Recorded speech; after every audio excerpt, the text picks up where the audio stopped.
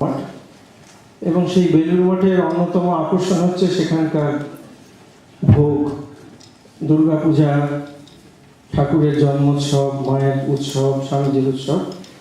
তো এই মহারাজ পেছনেই রয়েছেন স্বামী সিদ্ধেশ্বরানন্দ মহারাজ। তিনি মঠে যে আপনারা ভোগ পান, তো সেটি তারই তত্ত্বাবধানে পরিবেশিত হয়। তো আমরা খুব সৌভাগ্য, উনি আজকেও জগদ্দানে গেছিলেন, সেখানেও ভক্তদের এই ভোগের ব্যাপার দায়িত্বে উনি ছিলেন। তো তিনি এখন পাঠ আলোচনা করবেন। স্বামী সিদ্ধেশ্বরানন্দ মহারাজ।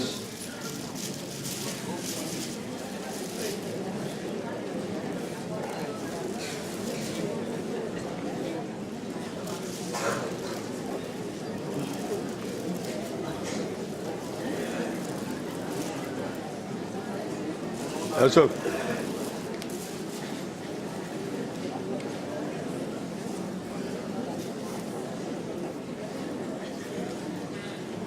ओम जननी शरणं देवीं रामकृष्णं जगद्गुरुं पादपद्मे तये श्रुत्वा प्रणमामि मुहुर्मुहुः। ओम स्थापकाय च धर्मस्य सर्वधर्मस्वरूपिणे अवतारवरिष्ठाय रामकृष्णाय ते नमः।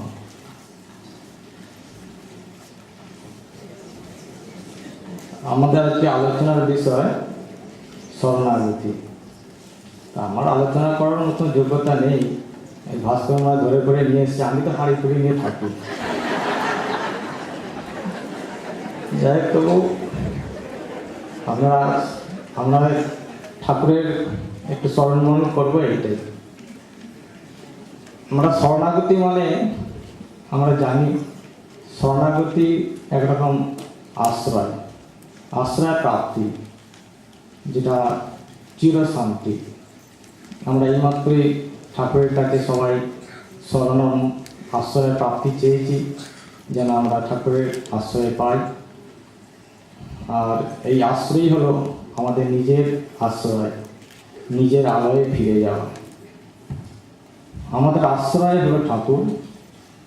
আমরা ঠাকুরের কাছ থেকে এসেছি, আবার ঠাকুরের কাছেই ফিরে যাব।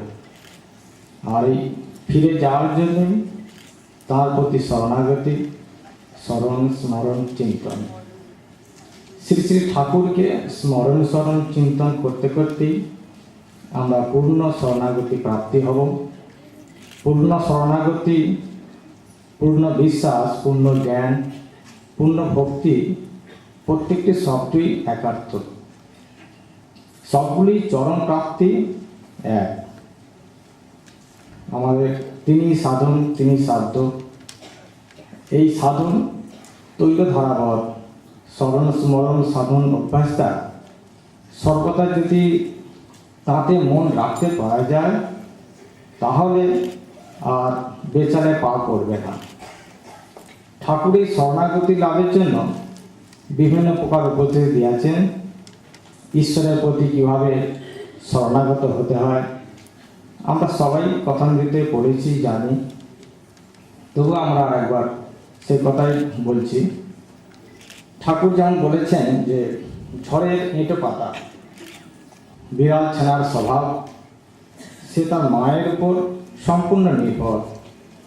মা বই কিছু জানে না। আমাদেরও সেই রকম মায়ের উপর, ঠাকুরের উপর নির্ভর করা, মানে সদা সর্বদা স্মরণ স্মরণ। কাজকর্মের মধ্যেও মনকে ঈশ্বরের দিকে দিয়ে রাখা। আপাতত এটি কঠিন মনে হলেও অভ্যাসের দ্বারা সম্ভব হয়। তারও উদাহরণ ঠাকুর দিয়েছেন। যেমন ঠাকুর উদাহরণ দিয়েছেন ছুতোর মাসি ঢেকিতে চিরা করছে, অন্যান্য কাজকর্ম করছে, কিন্তু সর্বদা মন পড়ে আছে মুসুলের দিকে, যাতে হাতে না পড়ে।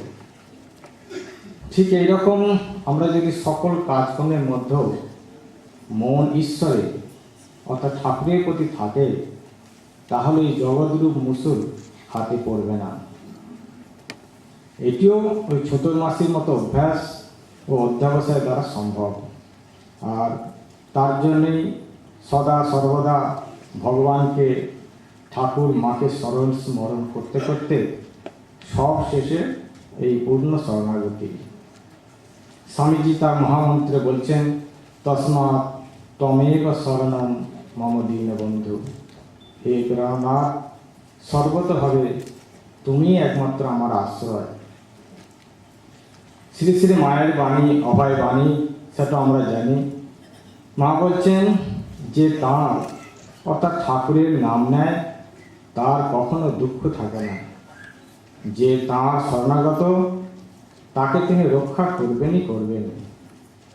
আমরা জানি একমাত্র সেই ঠাকুরকেই আশ্রয় করতে পারি, তাকেই অনন্য ভক্তি করতে পারি। গীতামুখে ঠাকুরই বলেছেন, মন মনা ভব মদ ভক্ত মদিয়াজি মন নমস্কুরু মামেব বিশ্বসি সত্যম তে প্রতিজানে প্রিয়সিনে। আমাকে চিন্তা করো, আমাকে ভক্তি করো, আমাকে প্রার্থনা করো, তাহলে আমাকেই প্রাপ্ত হবে। এটি ভগবানের প্রতিজ্ঞা। আর বলছেন, সর্বধর্মান পরিত্যজ্য মামেকম শরণং ব্রজ অহম ত্বং সর্বপাপেভ্যো মোক্ষয়িষ্যামি মা শুচঃ।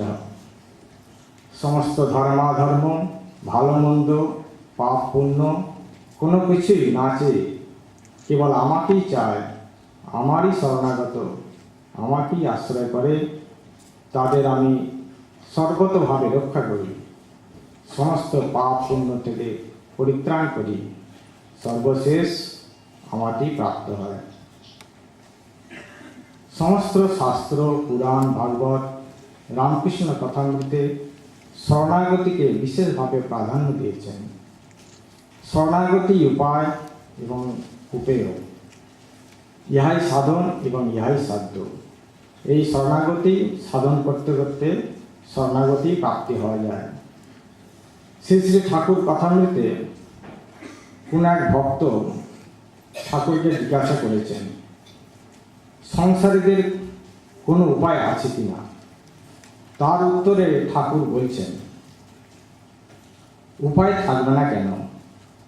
তাঁর শরণাগত হও আর ব্যাকুল হয়ে প্রার্থনা করো, যাতে অনুকূল হাওয়া বয়, যাতে শুভযোগ ঘটে। ঈশ্বরের শরণাগত হয়ে তাকে ব্যাকুল হয়ে ডাকলে তিনি শুনবেনই শুনবেন, সব সুযোগ করে দেবেন। কি করবে? তার পদে সব সমর্পণ করো, তাকে আমোত্তারি দাও। তিনি যা ভালো হয় করুন। তাকে কি বিচার করে জানা যায়? তাঁর দাস হয়ে, তাঁর শরণাগত হয়ে তাকে ডাকো।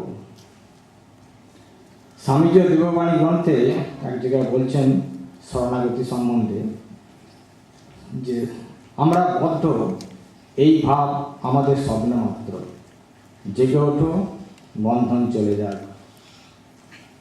ঈশ্বরের শরণাপন্ন হও, এই মায়ামরু অতিক্রম করবার এই একমাত্র উপায়। যারা ঈশ্বরের সমর্পণ করেছেন তারা তথাকথিত কর্মীদের চেয়ে জগতের জন্য অনেক বেশি কাজ করেন। আপনাকে সম্পূর্ণ শুদ্ধ করেছে এমন একজন লোক হাজার ধর্ম প্রচারকের চেয়ে বেশি কাজ করে। পূজনীয় রাজা মহারাজ তার ধর্ম প্রসঙ্গ এই শরণাগতি সম্বন্ধে বলছেন, শরণাগত শরণাগত শরণাগত, এছাড়া আর গতি নেই। তাঁর শরণাগত হয়ে পড়ে থাকা ছাড়া এই যুগে সহজ রাস্তা আর নেই। পূজনীয় মহাপুরুষ মহারাজ শিবানন্দ স্বামী তার শিবানন্দ গ্রন্থে বলছেন যে শরণাগত হয়ে ঠাকুরের দুয়ারে পড়ে থাক, আর কিছুই করতে হবে না, চাই কেবল আন্তরিক শরণাগতি। আমরা সব শরণাগত হয়ে পড়ে আছি, আমাদের তিনি কৃপা করে খুব দিয়েছেন, আজও দিচ্ছেন স্বামী শিবানন্দ। সমস্ত ধর্মেই শরণাগতি প্রথম এবং শরণাগতি পরিসমাপ্তি। আমরা দেখতে পাই যীশু খ্রিস্টের বাণীতেও আছে যে যে খ্রিস্টের শরণাগত হইয়া তাহার প্রবর্তিত ধর্ম ও সঙ্গের আশ্রয় লইবে, শেষ বিচারের দিনে সে পাপমুক্ত হইবে। এভাবে বৌদ্ধ ধর্মের বাণী, বৌদ্ধ ধর্মের প্রথম বৌদ্ধ ধর্মের দীক্ষিতই তার বাণীতে আছে যে বুদ্ধং শরণং গচ্ছামি, ধর্মং শরণং গচ্ছামি, সঙ্গম শরণং গচ্ছামি।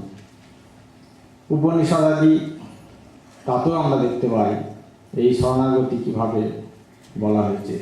শিষ্য প্রথমেই গুরুর কাছে শরণাগত হয়ে তার নিকট যাবে এবং এই শরণাগতির দ্বারাই সব কিছু প্রাপ্তি হবে। স্মৃতি, পুরাণ, সমস্ত শাস্ত্রে এই শরণাগতি একমাত্র উপায় বলেছেন। শ্রীমদ্ ভাগবত, গীতা, কথামৃত প্রতিটি শাস্ত্রেই আদি, মধ্যে, অন্তে এই শরণাগতির কথাই বলেছেন। গীতার বাণী যৎ করোষি যত স্নাসি যৎ জুহসি যৎ দদাসি যৎ তপস্যসি কন্তেয় তৎপুরুষ মদর্পণম। হে কুন্তিপুত্র অর্জুন, যা কিছু করো গ্রহণ করো, সব কিছুতেই আমাকেই অর্পণ করো, আমারই শরণাপন্ন হও। মামেব যে প্রপদ্যন্তে মায়ামেতাং তরন্তি তে। তাঁর শরণ নিলে তিনি এই সংসার মায়া থেকে উদ্ধার করেন। ঠাকুর তার কথামৃতে পুনঃ পুনঃ বলেছেন একমাত্র প্রার্থনা হলো শরণাগতি। এই শরণাগতি প্রার্থনা কিভাবে করতে হয় সেটিও আমাদের তিনি বলেছেন শ্রীরামকৃষ্ণ। মা, আমি তোমার শরণাগত, দেহ সুখ চাই না মা, লোকমান্য চাই না, অষ্টসিদ্ধি চাই না, কেবল এই করো যেন তোমার শ্রীপাদপদ্মে শুদ্ধা ভক্তি হয়, আর তোমার ভুবনমোহিনী মায়া যেন মুগ্ধ না হই। তাই আমরাও যেন সমবেত কণ্ঠে গাইতে পারি রামকৃষ্ণ শরণম, রামকৃষ্ণ শরণম, রামকৃষ্ণ শরণম শরণ্যে। শরণাগতহম শরণাগতহম শরণাগতহম শরণ্যে। ওম শান্তি শান্তি শান্তি। হরি ওম তৎসৎ। শ্রী রামকৃষ্ণ অর্পণমস্তু।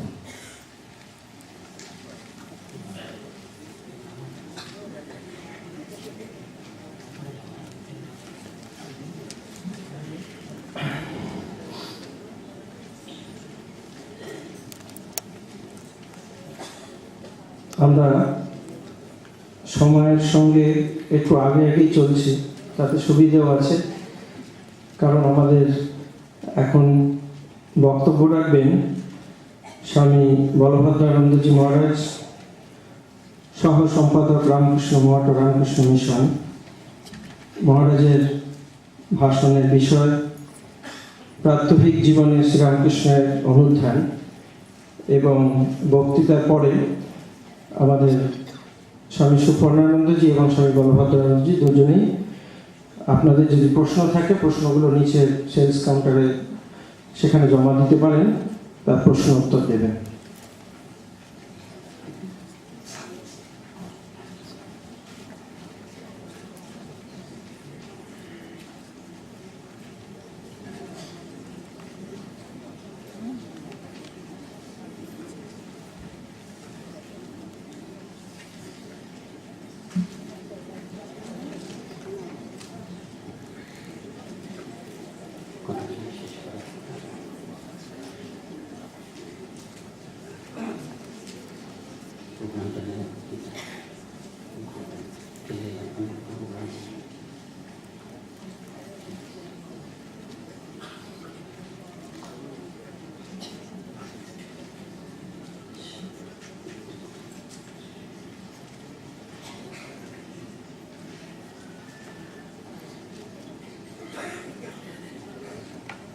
ओम स्थापकाय च धर्मस्य सर्वधर्मस्वरूपकः अवतारपरिष्ठाय रामकृष्णाय नमः। আপনাদের সবাইকে আমার প্রীতি নমস্কার জানাই এবং পূজনীয় সুপর্ণানন্দজি মহারাজ, আমরা সত্যতা বলি, তাকে আমার শাস্ত্রত প্রণাম জানাই। অন্যান্য সাধু ব্রহ্মচারী, তাদের এখানে যারা আছেন একজন ছাড়া প্রত্যেকেই আমার থেকে বয়সে ছোট তাদেরকে প্রীতি ভালোবাসা জানাচ্ছি এবং বিষ্ণু দেবানন্দজি আছেন কিনা দেখতে পাচ্ছি না, তাকে আমি প্রণাম জানাচ্ছি। সত্যদা আমাকে ওখানে বসে বলতে বলছিলেন, কিন্তু উনি তো পণ্ডিত লোক, আমার সংকোচ হবে, ফ্রিলি বলতে পারবো না, আমি একটু দূরের থেকে বলছি।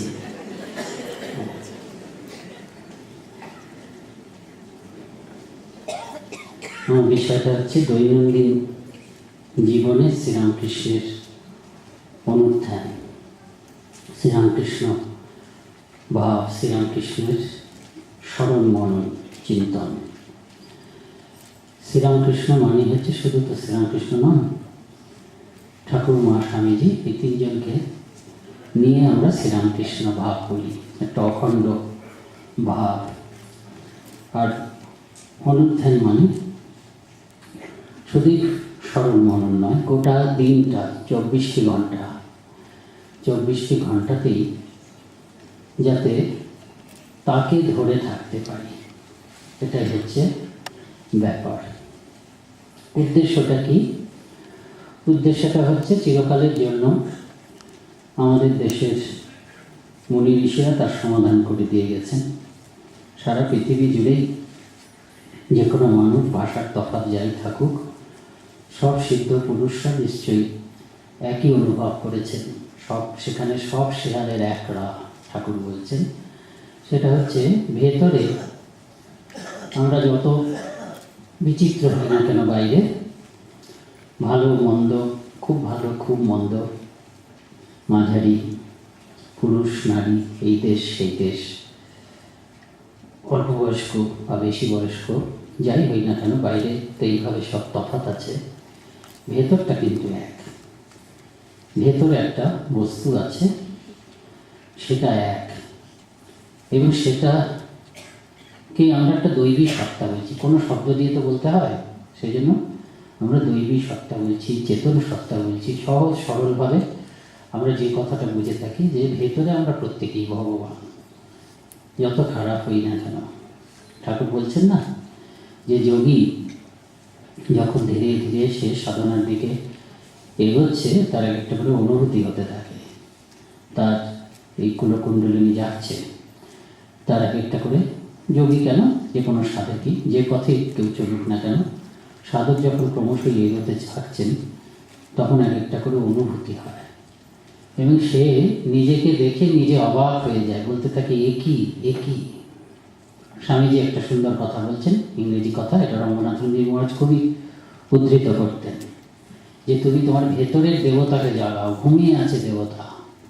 Call upon the sleeping soul, teach everyone, teach yourself, teach everyone the glory of your real being. এরকম ভাষাটা আমার হয়তো একটু ভুল হচ্ছে, মানে স্বামীজির থেকে উদ্ধৃত ঠিক হচ্ছে না। Teach everyone, teach yourself that Real nature, and see, call upon the sleeping soul and see how it awakes. ভেতরে যে ঘুমিয়ে আছে ভগবান, তাকে ডাকতে থাকো এবং তাকে দেখো, তোমার ভেতরে ঘুমন্ত ভগবান কি করে ডাকছে, কি করে যাচ্ছে, how it awakes। তারপর কি বলছেন, যখন জাগবে কি হবে, যে power will come, power will come, glory will come, purity will come, everything that is excellent will come when the sleeping soul is roused to conscious activity। এই হচ্ছে স্বামীজির কথা। ভেতরে ডাকতে শুরু করো ঘুমন্ত ভগবানকে, এবং ডাকলেই তিনি জাগবেন। ডাকা মানে হে জাগো জাগো এরকম একমাত্র পথ নয়, নানা পথ। এই ডাকার পথটা নিয়েই এত অনন্ত পথ, যত মত তত পথ, যেমন ঠাকুর বলছেন। ভেতরের ঘুমন্ত দেবতা, এই ভেতরে আমরা এক, ভেতরে কোনো বৈষম্য নেই। বাইরের জগতে বৈষম্য আছে, বাইরের জগতে অনিশ্চয়তা আছে। বাইরের জগতে যদি আপনি ইনভেস্ট করেন, একই পুঁজি একই পরিশ্রম আপনি বিনিয়োগ করলেন, সেখানে একটা অনিশ্চয়তা আছে। আপনার বন্ধু হয়তো কাপড়ের ব্যবসায় টাকা ঢেলে তিনি প্রচুর লাভ করেছেন, আপনিও দেখা দেখি করলেন, কিন্তু আপনার লাভ নাও হতে পারে একই রকম, বা বেশিও হতে পারে। বাইরের জগতে আপনি যদি কোনো কিছু বিনিয়োগ করেন, কোনো কিছু প্রচেষ্টা প্রয়োগ করেন, সেখানে বৈষম্য ফলে তফাৎ হতে পারে। কিন্তু ভেতরের জগতে এই ঘুমন্ত দেবতাকে জাগানোর জন্য আপনি যদি আপনার পরিশ্রম, আপনার যত্নকে নিয়োগ করেন, তার জাগরণে কোনো বৈষম্য হবে না। আমার মধ্যে জাগলে আমি রামকৃষ্ণ মিশনের জন্য সন্ন্যাসী, আমি যে রূপ প্রাপ্ত হব। আপনি হয়তো নিজেকে সামান্য একটি গৃহী বলে মনে করছেন, আপনি হয়তো ভাবছেন আমি একটি মূর্খ মানুষ। মূর্খ আপনার এখানে কেউ নন, কিন্তু উদাহরণস্বরূপ বলছি যে আপনারা হয়তো ভাবছেন আমি অত্যন্ত দিনহীন অজ্ঞ মানুষ, আমার মধ্যে কি ভগবান জাগবেন সেইভাবে? হ্যাঁ, একইভাবে জাগবে। যদি পূর্ণ জেগে যায়, তখন আমি একজন রামকৃষ্ণ মিশনের দীর্ঘদিনের সন্ন্যাসী।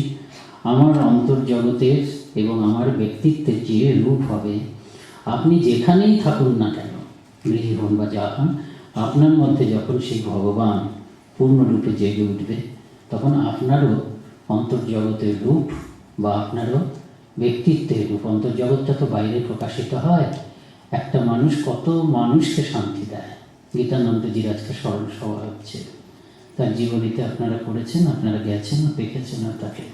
শান্ত মানুষটি একটা জীবনের যে একটা একটা খাঁটি জীবনের যে কি শক্তি, 3-4 বছর তো তিনি একটি বাক্য উচ্চারণ করেননি, কিন্তু আমরা অবাক হয়ে যাচ্ছি। একটা খাঁটি জীবন সেটা কখনো ফেল করে না, একেবারে আনফেইলিং, অমোঘ তার প্রভাব। কত মানুষ প্রেরণা এখনো পর্যন্ত পাচ্ছে। কালকে আমি ইন্টারনেটে একটা লেখা দেখলাম, একদিন মহারাজই লিখেছেন, কিন্তু কি অপূর্ব ভাবুন তো, জীবনটা করে রামচন্দ্রের কথা জীবনীটার মধ্যেও দিয়েছে, কিন্তু সেই মহারাজই তার সাক্ষী ছিলেন। যে তিনি গাড়ি করে যাচ্ছেন, এই মহারাজ, আমি নামও বলতে পারি, তিনি আছেন দক্ষিণ আফ্রিকাতে আছেন সেই মহারাজজি।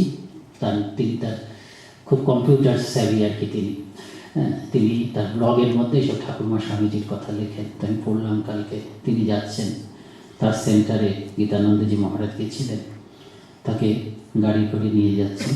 গীতানন্দজির বাংলা রামায়ণটি তখন প্রকাশিত হয়েছে, তো জীবনীতেও বেরিয়েছে, মহারাজজির নামটা নেই, এবং ইনিও একটু রামায়ণ নিয়ে কথাবার্তা বলছেন, পড়েছেন। তো রামায়ণ নিয়ে কথা বলছেন যে মহারাজজি আপনি কি জানেন যে এরকম একটি ঘটনা কোনো একটি রামায়ণে বা কোনো একটি রামকথায় রয়েছে, যেখানে স্বয়ং রামচন্দ্র তিনি হনুমানকে বধ করতে উদ্যত হয়েছিলেন, তাই নাকি? তিনি চমকে উঠছেন। মহারাজজি সামনে বসে আছেন, তিনি পেছনে বসে আছেন, মুখটা দেখতে পাচ্ছেন না, কিন্তু কাঁচে মহারাজের মুখটা দেখা যাচ্ছে। মুখটা যেন করুণ হয়ে গেল। আমি যে বলছি আমার মুখ, বা আপনারা শুনছেন হয়তো তত সেরকম করুণ হয়নি, কিন্তু কতটা মানুষ ভগবানের সঙ্গে আত্মগত হয়ে যেতে পারে।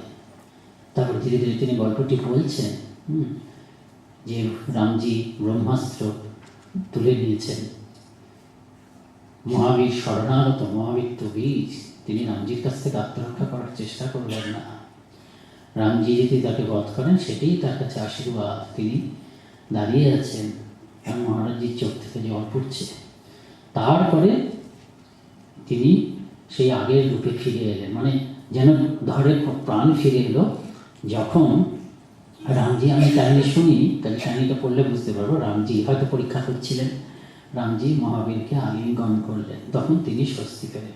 এই যে জীবন, এই জীবন কিন্তু আমাদের সকলের হতে পারে। রামকৃষ্ণ মিশনের সন্ন্যাসী হবে তার কোনো মানে নেই, এবং সেটার জন্যই ঠাকুর এসেছিলেন। একটা নতুন যুগের সূচনা করতে এসেছে ঠাকুর। যেদিন থেকে এসেছেন সেদিন থেকে সত্যযুগের সূচনা হয়েছে। স্বামীজি বলছেন এই যুগে সমস্ত ভেদাভেদ উধাও, নারী পুরুষের ভেদ, সব কিছু ভেদ, উঁচু নিচুর ভেদ, ধনী নির্ধনের ভেদ, ধর্মে ধর্মে ভেদ তো বটেই।